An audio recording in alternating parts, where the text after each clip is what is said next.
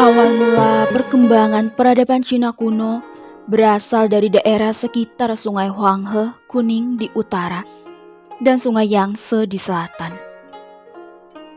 Kedua sungai ini di samping sering membawa musibah banjir, namun juga berkah tersendiri bagi masyarakat yang tinggal di sekitarnya. Luapan banjir tersebut membawa endapan tanah yang subur, sehingga banyak tanaman tumbuh subur di atasnya. Sejak zaman Neolitikum atau zaman Batu Muda, penduduk Cina kuno sudah mengembangkan budaya agraris di sekitar Sungai Huanghe dan Sungai Yangtze. Secara geografis dan historis, Cina asli terbagi atas Cina Utara dan Cina Selatan. Tanah Cina yang paling asli sesungguhnya adalah Cina Utara, terutama lembah Sungai Kuning.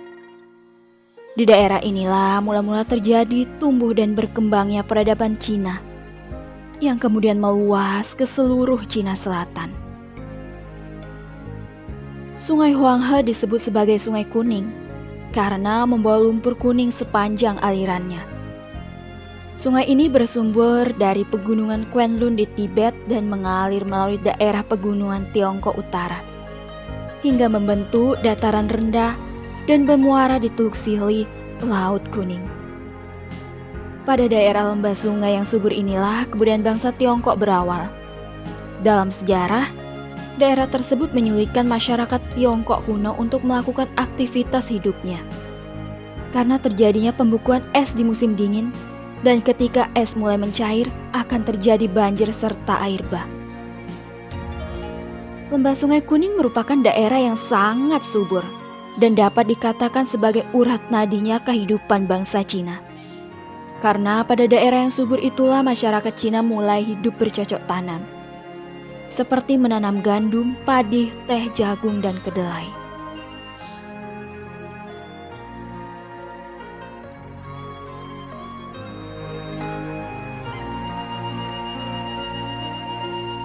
Dua, kehidupan sosial.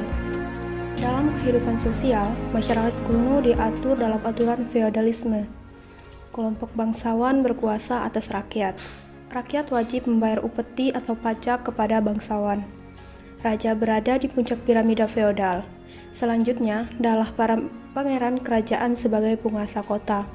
Di bawah mereka adalah keluarga-keluarga terhormat yang memegang kekuasaan di istana, dan para bangsawan yang memperoleh pendapatan dari wilayah perdesaan di luar dinding-dinding kota. Akhirnya pada bagian dasar piramida feodal adalah rakyat biasa dan para prajurit.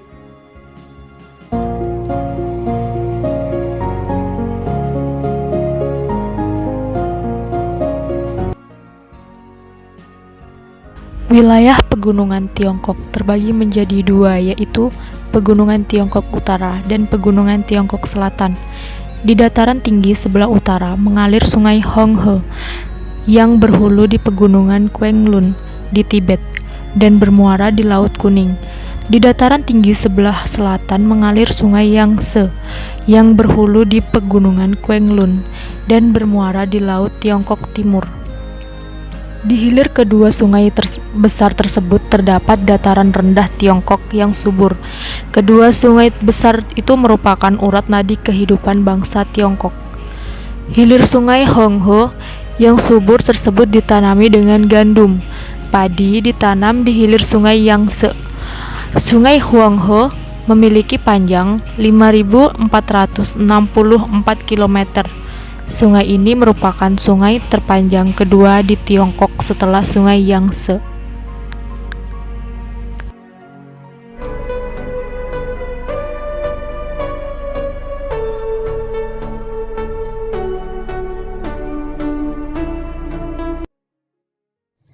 Masyarakat Tiongkok kuno telah mengenal tulisan sejak 1500 sebelum Masehi, yang ditulis pada kulit penyu atau bambu. Pada awalnya, huruf Tiongkok yang dibuat sangat sederhana, yaitu satu lambang untuk satu pengertian. Di masa pemerintahan dinasti Han, seni sastra Tiongkok kuno berkembang begitu pesat, seiring dengan ditemukannya kertas. Sedangkan pada masa pemerintah dinasti Tang, hidup dua orang pujangga terkemuka yang banyak menulis puisi kuno, yaitu ada Li Taipo dan Tu Fu.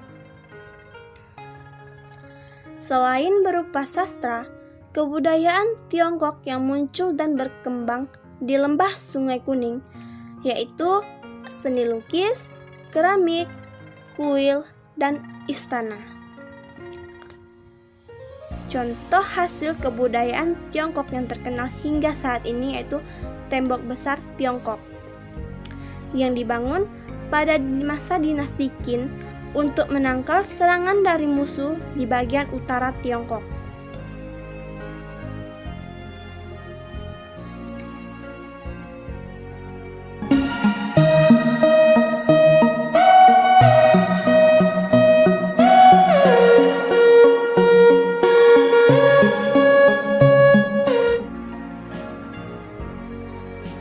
Cina merupakan sumber peradaban bagi wilayah-wilayah di sekitarnya.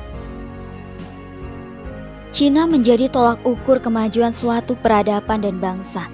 Misalnya, kertas, kompas, teknik percetakan, teknik pertanian, filsafat, dan pengobatan merupakan hasil peradaban Cina yang memengaruhi peradaban lainnya di dunia.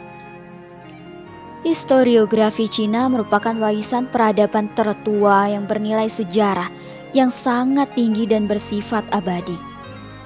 Cina merupakan sebuah negara yang berhasil menemukan kertas, tinta, sistem percetakan, kompas, serta ilmu astronomi.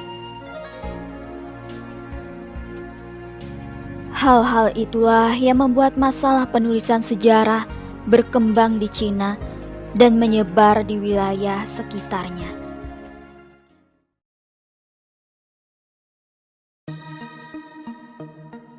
Baiklah, itulah tadi hasil video pembelajaran dengan pembahasan sejarah peradaban Tiongkok Cina.